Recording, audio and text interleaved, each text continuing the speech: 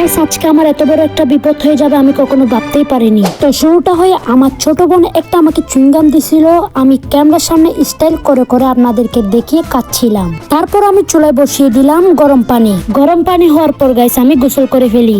ভিডিওটা আগে যাক তার আগে গাইস আপনাদেরকে অনেক অনেক ধন্যবাদ, কারণ আপনারা আমার টিকটক অ্যাকাউন্টে অনেকগুলো ফলোয়ার করে দিয়েছেন। যারা করেছেন তাদের স্ক্রিনশট এখানে আমি দেখিয়ে দিচ্ছি। আর গাইস আমি একটা চ্যালেঞ্জ নিয়েছি 10 দিনে 50টার উপর ফলোয়ার করার। তারপর গাইস আমি বের হলাম, ছোট বাচ্চারা বলতেছিল পিলার থেকে ওদের ককটা নিয়ে দিতে, আমি নিয়ে দিতে উপরে উঠছি, পিছলা খেয়ে পড়ে গেছি আর আমার হাতের অবস্থা 12টা বেজে গেছে গাইস। এরপর গাইস আজান দিয়ে দিছে, আমি আর আমার বন্ধু বের হয়ে গেলাম নামাজ পড়তে। তারপর গাইস আমি মসজিদ থেকে এসে ভাত খেতে বসে গেলাম। ভাত খাওয়ার পর গাইস আমি ভাবতেছিলাম কোথাও ঘুরতে যাওয়ার কথা। সব বন্ধুদের থেকে 50 করে 150 টাকা জোগাড় করে আমরা চলে যাব একটা নাস্তার দোকানে।